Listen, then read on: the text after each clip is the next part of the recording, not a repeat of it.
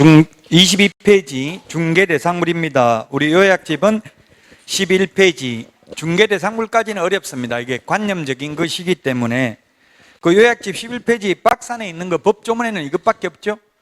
법조문에는 이것밖에 없는데 해석상 시험에 나오니까 어렵다는 이야기입니다. 이 부분까지는. 자, 그래서 중개대상물을 보도록 하겠습니다. 중개대상물. 중개대상물이라는 것은 개업 공인중개사만이 중개를 업으로 할 수 있는 대상물입니다. 무등록 중개업자, 무자격자는 중개를 업으로 할 수 없는 게 중개대상물이다. 자, 그래서 첫 번째 토지, 두 번째 건축물, 그 밖의 토지의 정착물, 그 밖의 토지의 정착물, 그 다음에 그 밖에 대통령령으로 정하는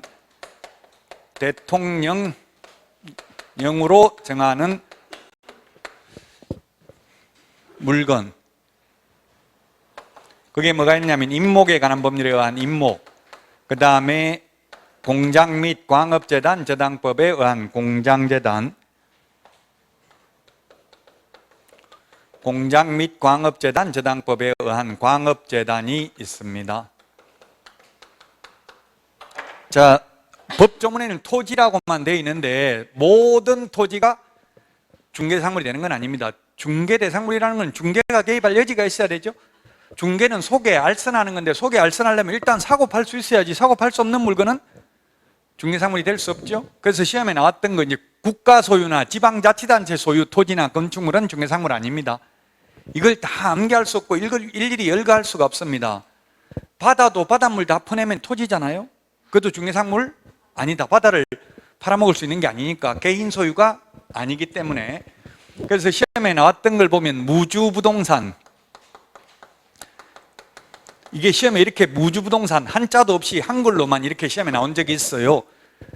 그 중개상물 아니라고 나왔다고요? 그래서 이 신청된 거 보니까 산업인력공단에 무주구촌동 있는 거는 땅 못 팔아먹냐 이렇게 나왔더라고요. 무주라고 하니까 주인 없는 땅이다 이 말인데 한자를 넣어줬어야 좋겠죠. 한글하고 가로해서 한자를 넣어줘야 되는데 한자가 없었다고요. 주인 없는 부동산은 민법의 국가 소유입니다. 민법에서 주인 없는 동산은 선점자, 그죠? 먼저 가진 사람이 주인이죠. 그래서 무주부동산 국가 소유이기 때문에 중개상물이 될 수 없다. 그 다음에 미채굴 광물. 미채굴 광물은 광업법 제2조에 의하면 광물 채굴권은 국가의 권능입니다. 국가만이 광물을 채굴할 수 있다. 개인 땅 밑에 석유, 석탄 매장돼 있어도 이는 개인 게 아니라 국가가 채굴권이 있다고요. 그래서 중개상물이 아니다. 시험에 나왔던 거. 그 다음에 포락지. 시험에 출제됐습니다. 포락지.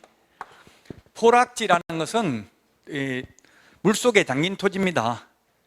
따라서 하천의 범람 등으로 인해서 물속에 잠긴 토지를 국가가 토지 소유자에게 손실보상을 하고 하천 토지로 편입하여 사권, 개인의 권리가 소멸된 토지를 포락지라고 합니다. 개인의 권리가 소멸됐으니까 중개상물이 될 수 없다고. 지자체나 국가 소유라고요.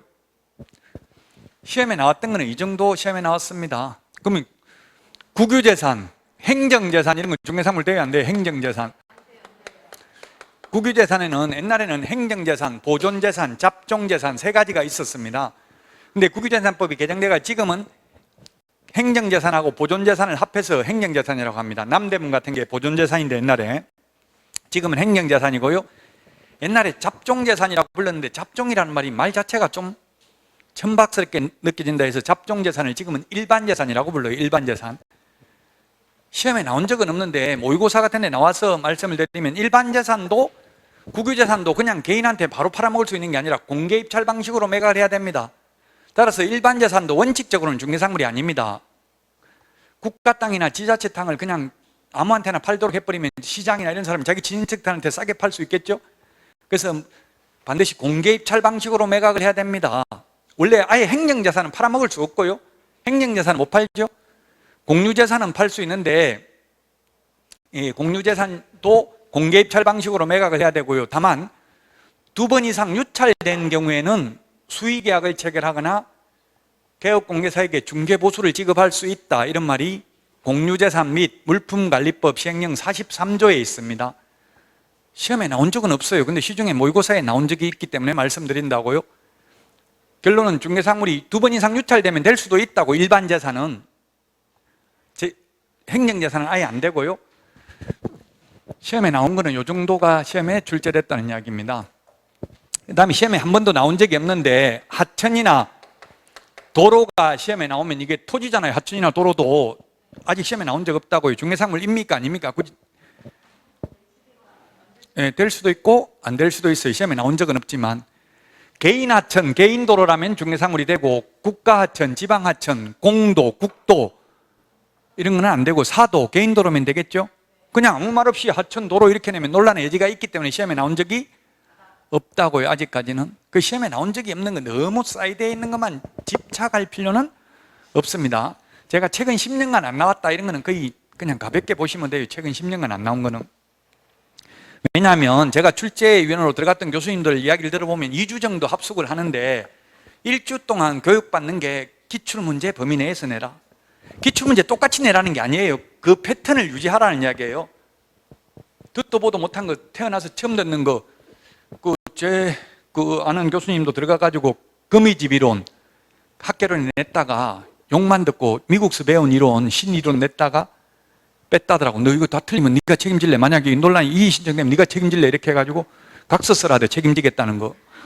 그럼 아니 빼겠습니다. 그냥 이렇게 해서 학계론이 출제위원이 5명 들어가가지고 10문제씩 낸대요. 그러면 50문제죠? 그 상대방 크로스 체크해가지고 2문제씩 뺀다고 논란의 여지가 있는 거.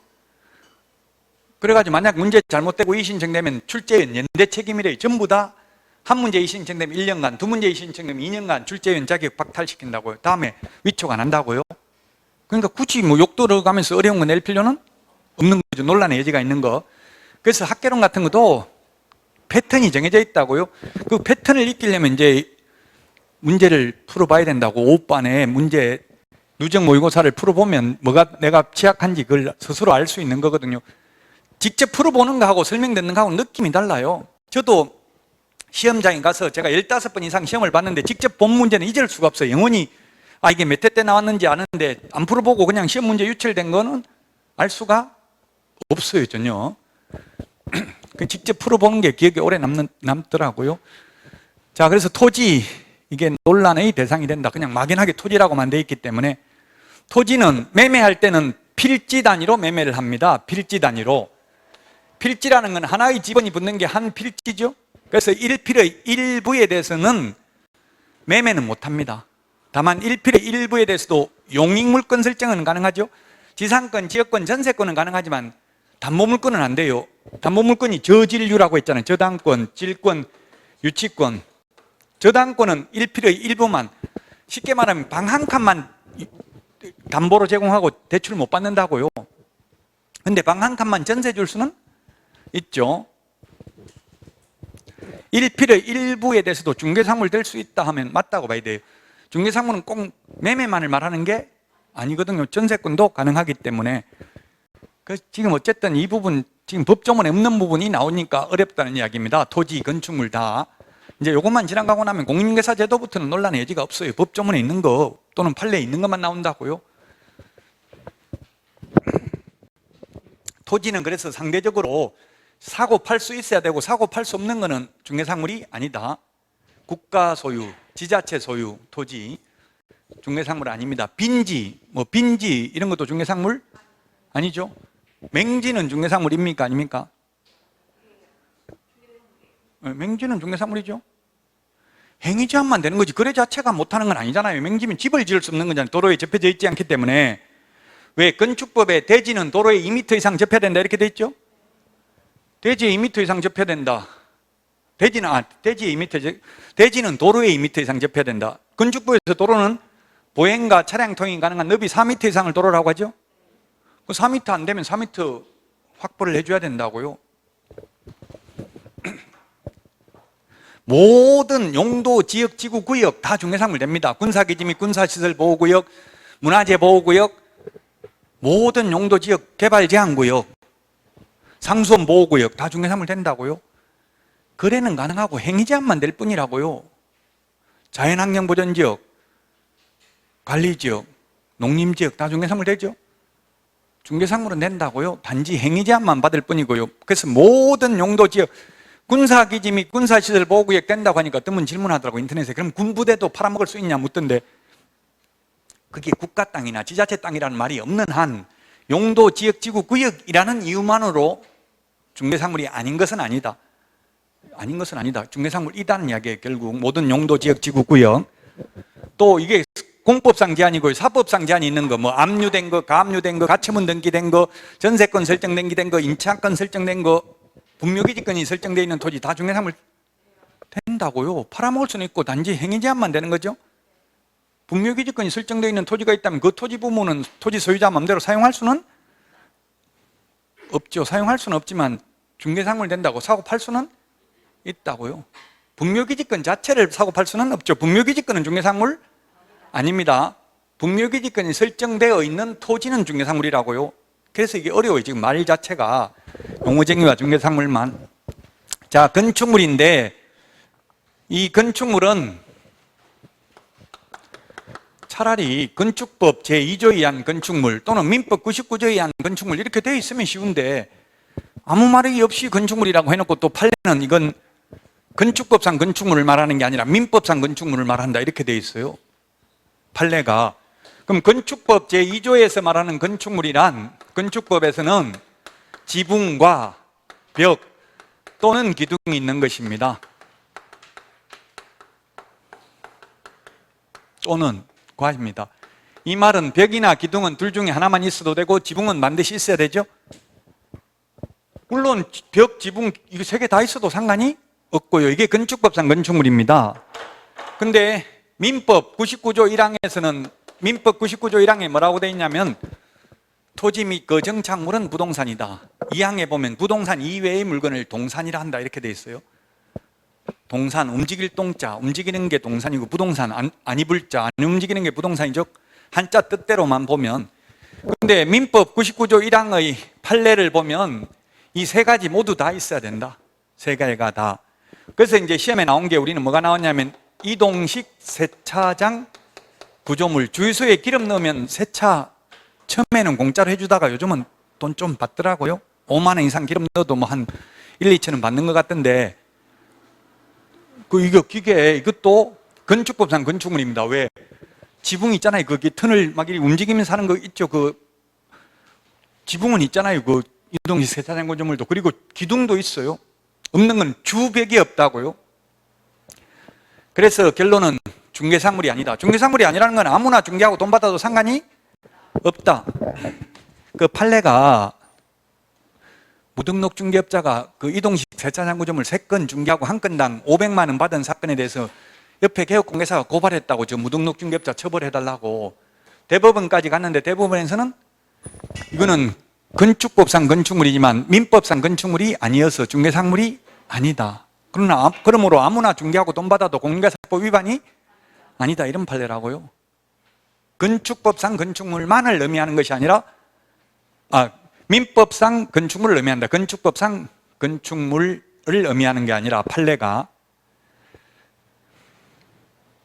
그래서 결론은 이동식 세차장 구조물 이거는 콘크리트 집안 위에 볼트 조립 방식으로 기둥을 세우고 지붕을 덮은 다음 3면에 천막이나 유리를 설치했다 하더라도 볼트 조립 방식으로 돼 있어서 쉽게 분리 철거가 가능하므로 이를 민법상 건축물이라고 볼 수는 없다. 그러므로 중개사물이 아니다. 판사가 한 게 진리가 아닐 수 있습니다. 그래도 우리 시험은 판례가 나온다고요? 박사학위 논문 이런 거 쓸 때 판례 이야기하면 엄청나게 싫어해요. 교수들은. 내 이야기는 안 듣고 판사들 내가 가르친 애들 말한 것만 다 적어놓고 그래서 빵점 될 때 통과 안 된다 이렇게 이야기해요. 다 죄송합니다. 수정하겠습니다. 이렇게 해야 되는데 우리 시험에는 아무리 유명한 교수가 말하는 거 필요 없고 무조건 판례입니다. 판례. 그 판례가 이동식 세차장 구조물은 중개사물이 아니다. 또 이 건축물은 현존하는 건축물뿐만 아니라 장래에 건축될 예정인 미래의 건축물도 중개사물에 해당된다는 게 역시 판례입니다. 그 미래의 건축물이 뭐가 있냐면 분양권이 있고 입주권이 있습니다. 이때까지 시험에 분양권은 중개사물로 나왔습니다. 분양권, 동호수가 특정된 분양권, 위치와 면적이 특정된 분양권, 수분양자, 피분양자. 수분양자, 피분양자 같은 말입니다. 받을 숫자, 분양받은 사람, 피분양자, 분양당한 사람 같은 말이라고요. 피분양자, 수분양자 같은 말이다. 저는 수분양자가 여러 분양자 이런 뜻인 줄 알았어요. 근데 한자를 보니까 받을 숫자, 분양받은 사람이 수분양자라고요. 피분양자가 특정되어 있는 경우는 미래의 건축물로서 중개사물이다. 근데 시험에 나온 적은 없고요. 판례가 시험에 아직 나온 적 없지만 대법원 판례는 반드시 동호수가 꼭 특정된 것에 한정되지는 않는다. 동호수가 특정되기 전이라도 중개사물이 될 수도 있다는 판례가 있습니다. 시험에 나온 적은 없고요. 그게 뭐냐면 지역주택조합이었습니다. 지역주택조합. 요즘은 제가 지역주택조합을 분양받아 보니까 바로 동호수가 특정되더라고요. 요즘은. 근데 옛날에 10년 전에도 제가 지역조합을 분양받아 봤는데 그때는 동호수가 특정 안 되고 입주하기 얼마 전에 동호수가 특정돼요. 옛날에는 그랬었어요. 어쨌든 다 건물 다 지어놨어요. 아직 동호수만 특정 안 됐지만 다 지어놨다면 거의 사실상 호수가 확정되어 있다면 그건 중개사물 될 수도 있다는 판례가 있어요. 시험에 나온 적은 없어요. 어쨌든 시험에 나온 거는 이때까지 동호수가 특정된 분양권은 미래의 건축물로서 중개사물이다 라고까지만 시험에 나왔다고요. 근데 입주권이라고 시험에 나와가지고 아무 말 없이 그냥 입주권이 중개사물이냐 아니냐 시험에 나왔어요. 아니라고 나왔는데 이 신청 인용되어서 모두 정답으로 인정됐어요. 될 수도 있고 안 될 수도 있다고. 입주권, 세법에서는 입주권이라고 하면 이건 건축물이죠.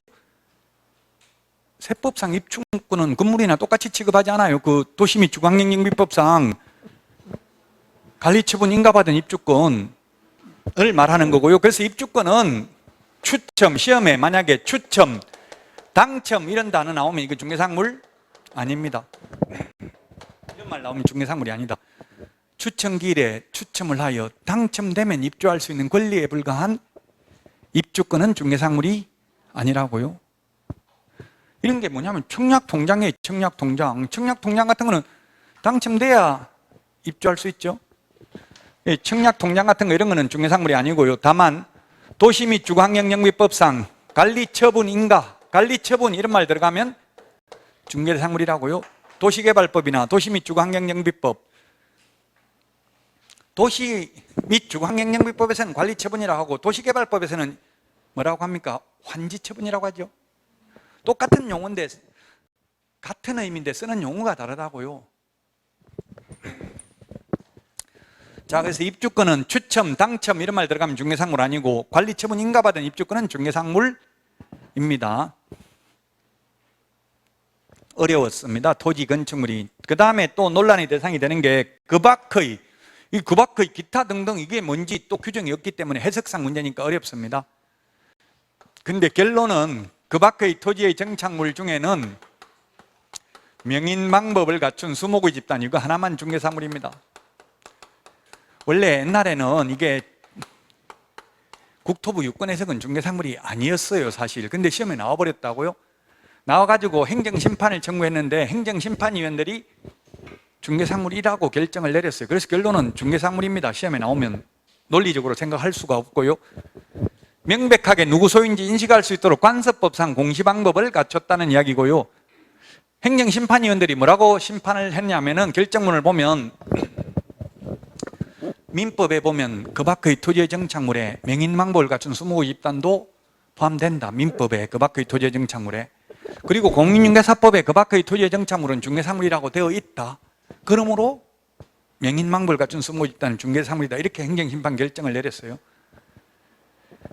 근데 국토부에서는 이게 중개사물이, 이게 행정심판위원들이 공인중개사법을 취지를 이해 못해서 그렇죠. 그럼 국토부에서는 이게 옛날에 중개사물이 아니라는 취지는 뭐냐면 중개사물은 개업공개사만이 중개를 업으로 할 수 있는 중요한 중개사물이고 이건 별로 중요 안 하니까 아무나 해도 상관이 없다는 취지였어요. 근데 어쨌든 결론은 이건 암기해야 돼. 중개사물이 이다. 행정심판 결정으로서. 논리적으로 보면 저는 아직도 이거 중개사물 아니라고 생각합니다. 그리고 현업에서 이거 중개해봤다는 사람 한 명도 본 적은 없습니다. 근데 시험에 나오면 어쨌든 결론은 중개대상물이라고 해야 된다고 시험에 2번 출제됐습니다. 요약집 13페이지 맨 위에서 6번째 줄에 거기 까만 별표, 명인망벌 갖춘 20집단 중개사물에 해당함 행정심판 결정이라고 적어놨죠. 법조문에도 없고 판례도 없는데 행정심판 결정으로 중개사물이라고 돼 있고요. 시험엔 2번 출제됐다. 결론은 이것 빼고는 중개사물이 아닙니다. 그래서 명인망법을 갖춘 농작물, 지금 현재 유권 해석은 중개사물이 아닙니다. 근데 만약 이게 시험에 나오면 또 행정심판 청구하면 중개사물로 제가 볼 때 바뀔 가능성도 있지만 지금 아니라고 보는 이유는 우리 밭대기로 무, 배추 이런 거는 밭대기로 그래 많이 합니다. 미리 사놓는다고요. 배추값이 폭등할 우려가 있을 경우 미리. 제 친구도 시골에 농사 짓고 있는데 와가지고 도시에서 중도매인들이 와가지고 평당 7,000원씩 해가지고 100평 뭐 예를 들면 70만 원인데 7만 원 계약금 걸어놓고 나중에 뽑아가겠다 이렇게 하는 게 있대요. 그 중개상물이 아니기 때문에 그냥 아무나 중개해도 된다는 이야기예요. 지금 유권 해석은. 근데 행정심판 논리대로 따르면 명인망벌 갖춘 농작물도 민법에는 그 밖의 토지형 형창물이거든요.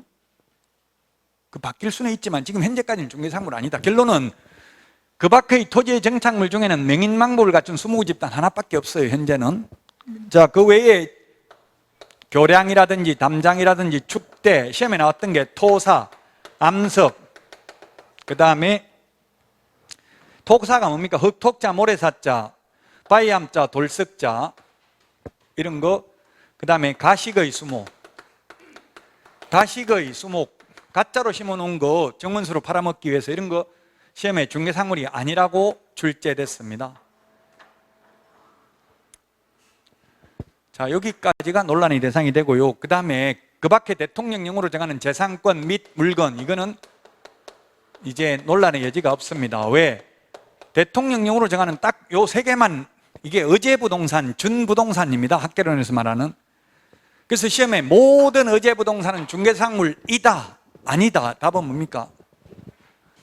모든 의제부동산, 준부동산은 중개사물이다, 아니다. 답이 뭐냐고요? 일 수도 있고 아닐 수도 있죠. 둘 다 X입니다. 모든 이렇게 하면 무조건 X라고 둘 다. 의제부동산 중에 요 세 개만 중개사물이라고요? 세 개 빼고는 아닙니다. 선박, 항공기, 건설기계, 차량, 어업재단, 항만운송사업재단 등등 시험에 나오면 전부 중개사물 아닙니다. 대통령령으로 정하고 있는 이 세 개만 중개사물입니다. 근데 이게 현실적으로 저도 중개업 해봤지만 한 번도 이거 해본 적 없고 다른 중개업소에도 이거 해봤냐 물어보니까 해본 사람 아무도 없으니까 시험에 잘 안 나온다고요. 이런 문제는 예상 문제 우리 책에는 있지만 이게 중요하진 않아요. 우리 요약집에는 13페이지 맨 밑에 표로 정리는 해놨습니다. 많은 시험에는 최근 10년간 나온 적은 없다. 왜냐하면 현실적으로 이걸 중개한 사람이 거의 없기 때문에 그렇습니다. 이 세 개는 소유권과 저당권의 객체가 됩니다. 그래서 명인망법을 갖춘 수목집단이나 임목이라는 건 등기된 나무입니다. 등기된 나무나 관습법상 공시방법을 갖췄거나 간에 소유권의 객체가 되고 중개사물이 된다는 점은 똑같습니다. 다만 명인망법을 갖춘 수목집단은 저당권의 객체가 될 수 없는데 임목은 저당권의 객체가 될 수 있다. 왜냐하면 저당권은 등기를 요소로 하잖아요. 등기 안 돼 있는 것은 저당권의 객체는 될 수 없다. 그리고 이 세 개는 일물, 일권주의 예외입니다. 일물, 일권주의 예외다. 일물, 일권이라는 건 하나의 물건에 하나의 소유권이 있는 게 원칙이다. 소유자가 두 명일 수는 없잖아요. 똑같은 부동산에 갑이 소유자고 을이 소유자일 수는 없죠. 그래서 등기법에서 뒤에 등기가 신청되면 기각합니까? 각하합니까? 각하죠. 각하. 각하라는 건 아예 심사 대상이 되지를 않는다는 이야기예요. 기각이라는 건 심사 대상이 되고 심사해보니까 인용할 수 없는 걸 기각이라는 말을 쓴다고요. 아예 절대적 각하 사유입니다. 각하. 자, 요렇게 보고 이제 문제 풀어보도록 하겠습니다.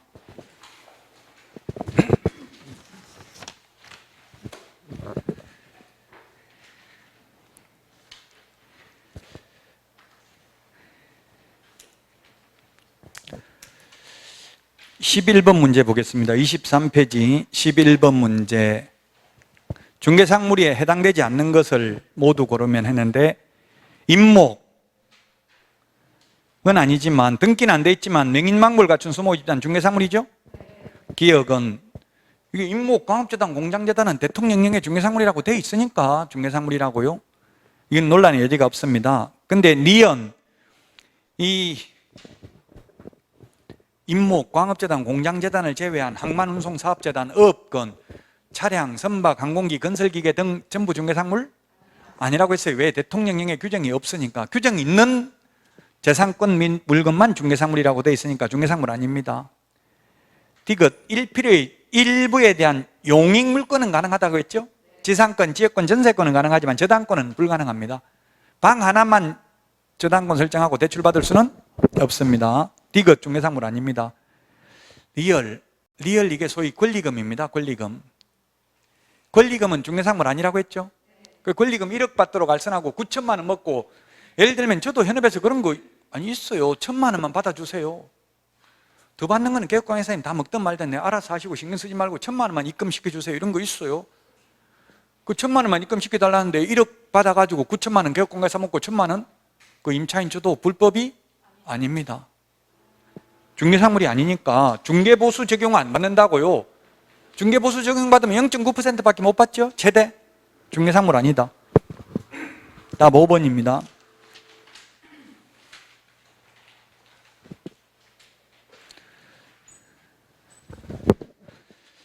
14번 이런 게 몇 개인가 이런 게 좀 어려운데요. 14번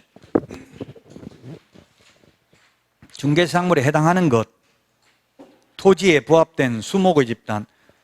수목의 집단 안 되고요. 명인망법을 갖춘 수목의 집단, 리언에 있는 거 이거 하나밖에 없어요. 그 밖의 토지의 정착물, 리언 중개상물이고 기역은 아니다. 명인망법을 안 갖췄으면 수목의 집단이라도 중개상물 아니죠? 명인망법은 관서법상 공시방법을 갖추는 걸 말합니다. 담장을 쌓아둔다든지 나무 껍질을 벗기고 묵서, 붓으로 이름을 적어둔다든지 하는 게 명인망법입니다. 자, 그 다음에 디귿, 광업재단, 공장재단은 재단 전체가 하나로 일물 일권주의 예외라고 했어요. 전체 다 하나의 물건으로 취급받습니다. 재단에서 분리된 공업소유권, 광업권만 따로 중개상물 될 수 없다. 디귿 중개상물이 아닙니다. 리얼, 이주자 택지를 공급받을 수 있는 지위에 해당하는 대토권. 대토권 한자를 보니까 대신 토지로 받는 권리입니다. 현금 보상 대신에. 아마 105신도시 여기는 바다 매립한 거죠. 그럼 소유자가 없었겠네요. 원주민 없었죠, 여기는. 그럼 여기는 뭐 대토권 받은 사람 없을 수도 있겠네요. 원주민, 개인 땅이 아니고 바다 매립했으면. 원래 원주민들, 그 보니까 다른 뭐 은계지구나 저런데 장현지구 이런 데는 보니까 단독주택들이 많이 있더라고요. 대토권 받아가지고 지은 거라고요. 그 원주민들. 최고 좋은 데 위치 주더라고요. 뭐 시청역 앞에, 능곡역 앞에 이런 데 단독주택이 많아요. 그 대토권 받아가지고 이주자 택지, 왜 거품 물고 들어놓고 나는 배대로 물려받은 땅 절대 못 나겠다. 돈도 필요 없다. 돈 필요 없으면 그래 여기서 집 짓고 살 수 있도록 땅으로 줄게. 이렇게 설득을 하는 거예요. 그 대토권은 아직 어디 나올지 확정이 안 된 게 대토권이에요. 그 추첨해가지고 이제 뭐 몇 블록 아직 지분이 설정 안 된 상태에서 어디 나올지 확정 안 된 상태에서는 중개상물이 아니다. 위치와 면적이 특정되고 나면 대토권도 팔아먹을 수 있습니다. 아직 위치와 면적 어디 나올지 모르는 상태는 중개상물이 아닌 이유가 나중에 분쟁이 생길 수 있다고요. 좋은데, 위치 좋은데 나오는 거하고 안 좋은데 나오는 거하고 나중에 막 싸우고 난리 나고 그러죠. 그러니까 아직 위치와 면적이 특정 안 된 상태에서는 중개상물이 아니다. 대토권은 판례입니다. 미음, 일필의 일부에 대해서는 용익물권은 가능한데 저당권은 안 되죠. 비업, 일필의 일부에 대한 지상권, 용익물권이잖아요. 지상, 사용 수익하는 게 용익물권이죠. 비업은 가능합니다. 답 2번입니다. 니은하고 비업. 자, 그 다음에 26페이지 15번 문제입니다. 역시 몇 개인가 개수형 문제인데요. 몇 개인가. 기업. 시험에 공유수면 매립지 이렇게 시험에 나왔어요. 중개상물 이다 아니다. 공유수면 매립지 하면. 지금 여기도 105신도시도 공유수면 매립한 거잖아요. 사실은. 공유수면 매립지 중개상물 이다 아니다. 공부 좀 너무 열심히 하지 마세요. 걱정된다. 조금씩 천천히, 멀리 가려면 천천히 같이 함께 가야 됩니다. 빨리 가면, 혼자 빨리 가면 지쳐 쓰러질 수 있어요. 속도 조절만 잘하면 그렇습니다. 그냥 시험에 공유수면 매립지라고 나와가지고 모두 정답이었어요. 즉, 적법 절차에 의해서 매립을 했다면 중개사물이 될 수 있습니다. 우리 거기 요약집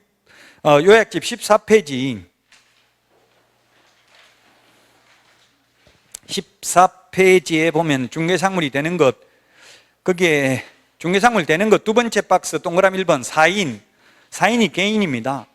공유수면 관리 및 매립에 관한 법률, 공유수면 관리 및 매립에 관한 법률에 의해서 매립공사를 완료하고 준공허가 받은 매립지는 중개사물입니다.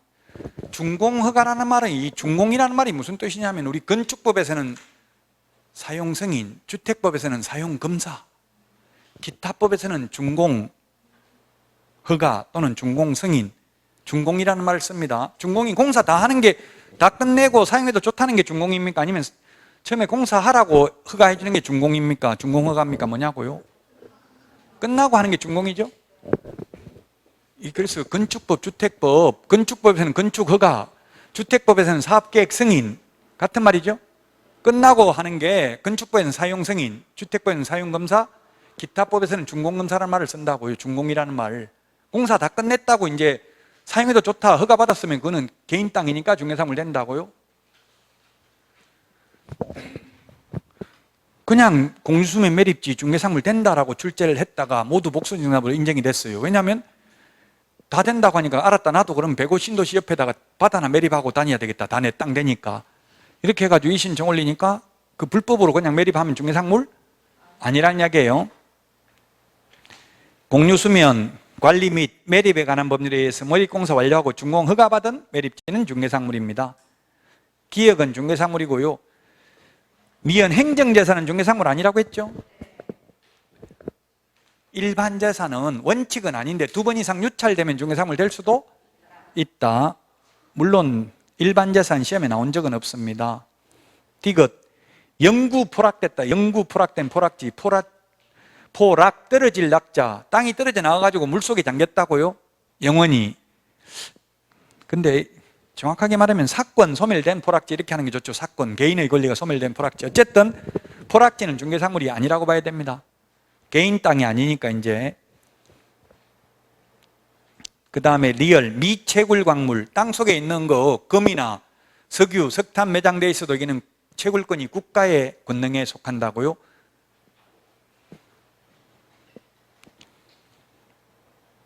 광업법 제2조에 있습니다. 그 법조문 확인하려면 여러분들이 법제처 국가법령정보센터에 들어가서 휴대폰 어플 다운받아가지고 확인해 보는 게 좋습니다. 그래서 미채굴 광물 중개사물이 아니고요. 미염, 모든 용도, 지역, 지구, 구역, 제1종 전용 주거지역이든 제2종 전용 주거지역이든 개발 제한구역이든 용도, 지역, 지구, 구역 상관없다고 했죠? 제1종 전용 주거지역은 행위제한만 받는다고요. 용적률 50%죠? 용적률 100%, 용적률 100%, 건폐율 50%잖아요. 최대 제1종 전용 주거지역. 그렇죠? 맞아요? 건폐율 50%, 용적률 최대 100%면 그 결국 2층밖에 못 짓는다는 이야기잖아요. 땅이 100평 있으면 50평 지을 수 있고 용적률이 100%니까 2층밖에 못 짓는 거죠. 그래서 용적률이라는 것은 간접적으로 높이를 제한하는 거잖아요. 건폐율은 편면적 규제, 용적률은 입체적 규제를 하는 거라고요. 여기 105 신도시는 용적률이 얼마예요? 전체 용적률이? 아마 한 200%가 안 될 거예요. 지금 뭐 강남 이런 데가 220%, 분당이 한 200%, 여기도 한 200% 정도 될 거예요. 용적률이. 나오나요? 그거 아마 나오는지 모르겠는데요. 저기 신도시 지금 분양하는 거 보니까 저 장현지구에 시흥도시공사에서 분양하는 게 있어요. 전부 84제곱미터 내년 초에 분양해요. 혹시 무주택인 분들은 아마 그 당첨됐다면 2배 이상 오른다고 봐야 돼요. 도시개발공사 홈페이지 들어가 보거나, 그게 이 편한 세상으로 확정됐어요. DL건설. 그리고 내년에 공공분양에 그럼 청약저축을 많이 넣은 순서대로 받고요. 아니면 특별공급 가능하죠. 재혼한 사람도 가능해요. 7년 안 넘었으면. 신혼부부 특별공급이 최고 많더라고. 30%. 뭐 노부모 공량, 다자녀, 특별공급 이런 게 특별공급이 85%예요. 일반 분양 15%밖에 안 돼요. 그 시흥시 거주자 우선 30% 우선 분양, 그 다음에 경기도 20%, 그 다음에 수도권 50% 이렇게 분양해요. 공공분양이기 때문에. 거기는 보니까 그 건폐율이 30%고 용적률이 180%밖에 안 되더라고요. 땅이 9,000평 정도 되는데 건물을 4동밖에 안 올려요. 그럼 엄청나게 쾌적한 환경이 되겠죠. 공터가 많다는 얘기. 그게 주거의지를 향상시키려면 건폐율 용적률이 낮은 게 좋다고요. 자연녹지, 녹지 지역 이런 데는 건폐율 20%죠. 그럼 100평인데 20평밖에 건물을 안 지으니까 훨씬 더 쾌적하다는, 공터가 많잖아요. 건폐율 용적률을 높인다는 것은 결국 삶의 질은 낮아진다고 봐야 돼요. 가장 대표적인 게 홍콩 같은데 50층짜리 아파트 보면은 엄청나게 거지들이 사는 곳이에요. 홍콩의 아파트 50층짜리. 50층짜리 올라가 보니까는 그 여러 집 사람이 살더라고. 10평짜리에 막 3집, 4집 살아요. 그럼 밥도 못 해먹고 복도에서 가스불 켜놓고 라면거리 먹고 이렇게 하더라고요. 자, 15번에 답 2번입니다. 기역하고 미음 맨 마지막에 모든 용도, 지역, 지구, 구역 다 중개상물이다. 자, 그 다음에 그 16번, 17번 이런 거는 17번, 그 다음에 18번 시험에는 거의 안 나오는데 마지막으로 한번 풀어보겠습니다. 이제 앞으로는 아마 이런 문제는 거의 보기 쉽지 않을 거예요. 시험에 최근 10년간 안 나왔던 문제들이라고요. 마지막이니까 풀어보겠습니다. 16번 틀린 것은 했는데 공장재단, 광업재단은 중개상물이죠. 그 다음에 2번 소유권 보존 등기를 받을 수 있는 수목의 집단은 임목등록원부에 등록된 것에 한한다. 그렇습니다. 그 13페이지 요약집 13페이지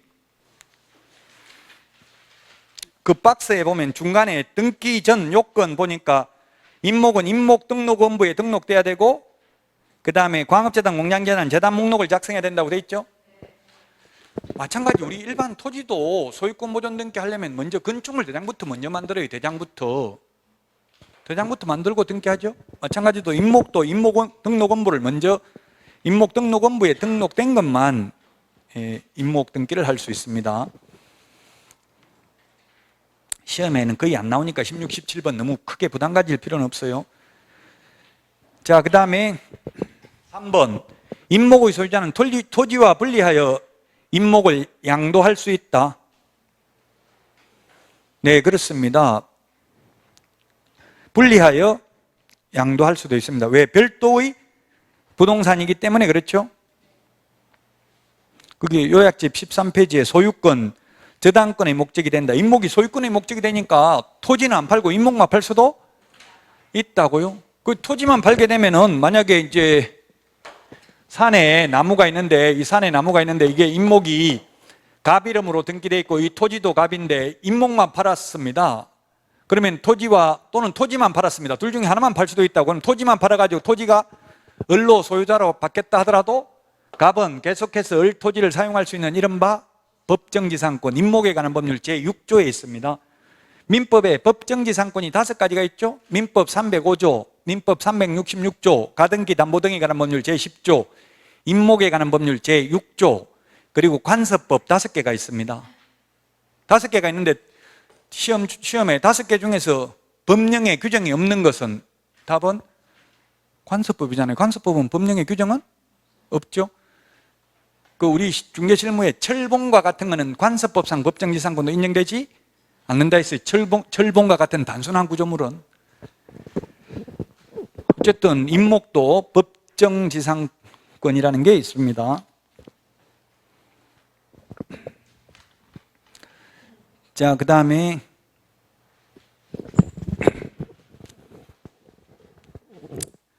4번. 지금 4번 이야기했잖아요. 법정지상권을 설정한 것으로 본다. 5번. 임목을 목적으로 하는 저당권의 효력은 임목을 벌채한 경우 그 토지로부터 분리된 수목에 대해서 미치지 않는다 했는데 5번이 답인데요. 요약집 13페이지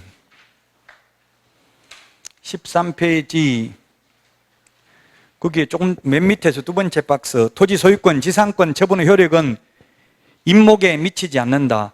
예. 그 임목과 토지는 별도의 부동산이니까 토지만 팔 수도 있다. 소유권.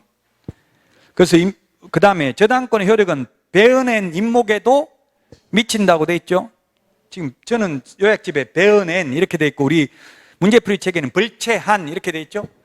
같은 뜻입니다. 근데 법조문이 옛날에는 벌채라고 했는데 법을 바꾸고 개정할 때는 반드시 한글을 쓰도록 돼 있어요. 지금 법조문에는 배은엔 이렇게 돼 있어요. 요약집에 있는 게 이게 정확한 표현입니다. 같은 의미라고 벌채하는 거나 배은엔 거나 같은 말이잖아요. 근데 지금은 법조문이 배은엔 이렇게 돼 있다고 시험에 나오면 벌채라고 안 나오고 배은엔 때는 왜 배은엔 경우에 그 배은엔 임목에도 미치냐 하면은 나무에도 미치냐 하면은 만약에 저당권 설정해 놓고 나무 배까지 다 팔아먹어버리면 저당권자가 불척의 피해를 입죠. 그래서 뭐 시험에는 거의 안 나옵니다만은 반드시 임목으로 등기를 하게 되면 그 임목을 보험에 가입해야 됩니다. 보험 또는 산림조합 공제에 가입해야 됩니다. 불 나가지고 화재 나가지고 다 타버리면 저당권자가 불척의 피해를 입잖아요. 그래서 보험에도 반드시 가입을 해야 되고요. 또 배은행 가지고 팔아먹으면 그 판 대금을 저당권자가 먼저 받아갈 수 있다고요. 안 미친다고 하면 나무 배은해버리면 끝이잖아요. 저당권 설정했는데 저당권 설정하고 돈 빌려줬을 거 아니에요. 근데 배은해가지고 팔아먹어버리면 돈 못 받는 거죠.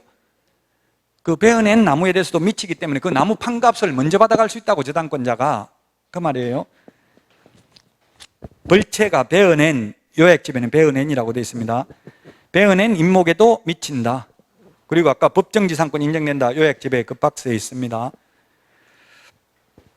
자, 그 다음에 16번에 답 5번이고요. 17번, 18번 실제 시험에는 거의 나올 확률이 없지만 이제 마지막으로 풀어본다 했어요. 앞으로는 거의 이런 문제 볼 기회가 별로 없을 거예요. 27페이지 17번입니다. 임목, 틀린 것은 했는데 임목은 토지로부터 분리된 별개의 독립한 부동산으로 취급되며 토지와 별개로 중개사물이 될 수 있다. 임목만 별도의 부동산이니까 중개사물 될 수도 있다. 그래서 토지와 임목의 소유자가 분리되면 그 뭐 생긴다고 했어요? 법정 제한권이 성립한다. 2번 임목은 토지와 별개의 소유권과 저당권의 객체가 되며 저당권의 객체가 된다는 점에서 명인망법을 갖춘 수모 집단과 차이가 있다. 그렇네요. 명인망법을 갖춘 수모 집단이나 임목이나 둘 다 소유권의 객체가 되며 중개사물이 된다는 점은 똑같죠? 저당권은 등기를 요소로 하기 때문에 명인망법을 갖춘 수모 집단은 저당권의 객체는 될 수 없다고 했습니다. 3번 임목 등기 시에는 수종이나 수량 제한이 없으며 일필의 토지 전부뿐만 아니라 일부에 생육하고 있어도 임목 등기가 가능하다. 그 우리 요약집 13페이지 구성물을 보면 수종 제한 없음 이렇게 돼 있어요. 채수종이가 아니고 수종은 나무 종류입니다. 나무 종류 제한 없고요. 그러면 일필의 토지 일부도 가능하다고 돼 있고요. 일부에 생립하고 있는 수목의 집단도 가능하다고 돼 있어요. 우리 서브노트 요약집에는 생립이라고 돼 있고 여기는 생육이라고 돼 있죠. 뭐 요약집에 있는 게 정확한 표현입니다. 생립. 생립이라는 말은 뭐냐 하면 생육이 아니고 생립이라는 말은 살아서 서 있는 나무만 등기할 수 있다는 이야기예요. 죽어서 누워있는 나무는 등기 못합니다. 생립. 살아서 서 있는 나무만 등기할 수 있다고요. 살아도 거의 뽑혀가지고 나무 뽑혀가지고 누가 있으면 못하죠, 등기. 생립. 요약집에는 생립. 지금 우리 문제풀이 책에는 생육이라고 되어 있잖아요. 살아서 서 있는 나무만 등기할 수 있다고요. 죽어서 누워있는 나무 등기 못한다고요. 일부도 마찬가지고 일부. 3번 맞고요. 4번 임목을 저당권의 목적으로 하려는 자는 그 임목에 대하여 보험, 산림조합, 공제에 가입해야 된다. 맞죠? 아까 얘기했잖아요. 불 나버리면 저당권자가 불척의 피해를 입잖아요. 나무 불 나버리면 뭐 저당권자 담보 대출해 주는데 받을 길이 없죠? 그 보험에 가입해야 되니까 보험금을 저당권자가 먼저 받아간다는 이야기예요. 보험 가입되어 있으니까. 5번 개업공개사는 토지등기부 갑구를 통하여 토지 위에 생립, 아까 생육이 아니고 생립이 맞다고 했죠 제가? 생립하는 임목 등기부를 확인할 수 있다. 갑구가 아니고 표제부입니다. 요약집 13페이지 제가 이거 강의하면서 거의 이야기 안 했어요. 시험에 최근 10년간 나온 적이 없기 때문에 왼쪽 맨 밑에 공시 보니까 토지 등기 사항 증명서 표제부에 임목 등기 용지라고 되어 있는데 지금 그 임목에 관한 법률 보니까 등기 기록이라고 되어 있더라고요. 등기 기록을 표시합니다. 우리 지금 문제풀이 책에는 뭐라고 되어 있어요? 그 해설에는 보면은 17번에 해설을 보면 임목 등록 번호가 기재된다 했는데 임목 등기 기록을 표시한다 이렇게 되어 있습니다. 법조문에는 뭐 어쨌든 비슷한 말이기는 합니다. 갑구가 아니고 뭐라고요? 표제부에. 토지등기부 표제부에 보면 임목이 등기되어 있는지 안 되어 있는지 표시가 되어 있다고요. 그 표시가 되어 있으면 이제 임목에 대해서 구체적으로 알아보려면 그 임목 등기부를 열람해 보면 되겠죠? 토지등기부 임목이 있는 토지등기부 표제부에 임목 등기 기록을 표시한다고요. 그 임목이 있는지 없는지 알려면은 토지등기부 표제부를 봐야 돼요.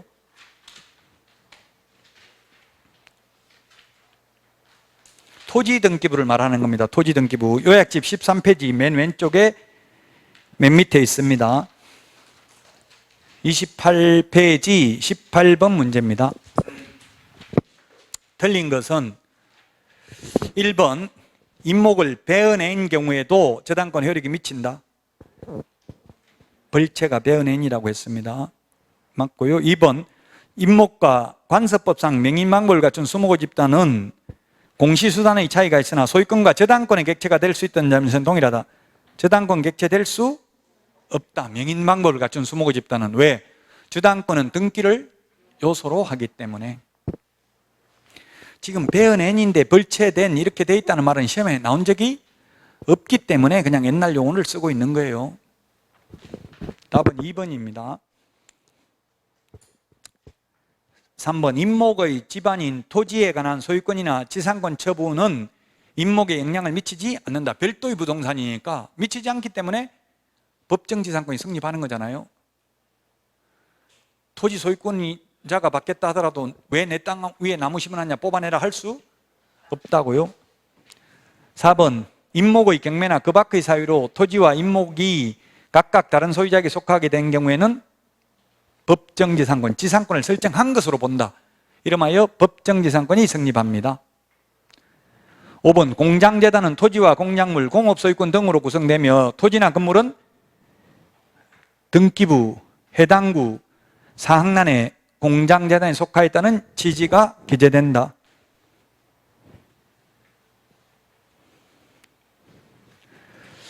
13페이지 요약집 맨 밑에 오른쪽에 강업재단, 공장재단은 그 재단에 속한 부동산 등의 등기부, 해당구, 상란에 공장재단에 속하였다는 취지가 기재된다고 되어 있죠. 해당구, 상란이라고 하면 갑구, 월구를 말하는 거예요. 우리 시험에 압류, 가압류 되어 있는 거 확인하려면 등기부 갑구를 봐야 되는가 얼구를 봐야 되는가 이런 게 시험에 나온 적이 있어요. 압류, 가압류 어디 봐야 돼요? 얼구가 아니라 해당구, 상란을 봐야 돼요.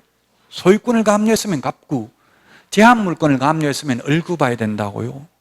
그런 게 시험에 나온 적이 있어요. 18번의 답 2번입니다. 자, 여기까지가 오늘 2달 동안 해야 되는 것 중에서 가장 어려운 부분이었어요. 어렵다는 거는 뭐 내용이 몰라서 어려운 게 아니라 논란의 여지가 있다는 이야기. 지금 용어 자체도 지금 베어낸, 벌채 이렇게 다르게 말하고 있잖아요. 그만큼 시험에 나온 적이 없으니까 용어 통일도 안 돼 있는 거잖아요. 시험에 나온 적은 거의 없습니다. 근데 어렵습니다. 토지, 건축물, 그 밖의 이 세 가지 어렵고요. 어렵다는 건 논란의 여지가 있다. 용어 정의도 중개의 그 밖의 권리 이렇게 돼 있으니까 그 밖의 권리가 뭔지는 해석상의 문제죠. 그런 부분이 어려운 점이 있었습니다. 이제 29페이지부터는 논란의 여지는 전혀 없습니다. 내용이 어려울 수는 있을지언정 뭐 예를 들면 1개월, 2개월 그냥 숫자 단순히 암기하면 되는 부분입니다. 쉬었다가 29페이지 공인중개사 제도부터 하겠습니다.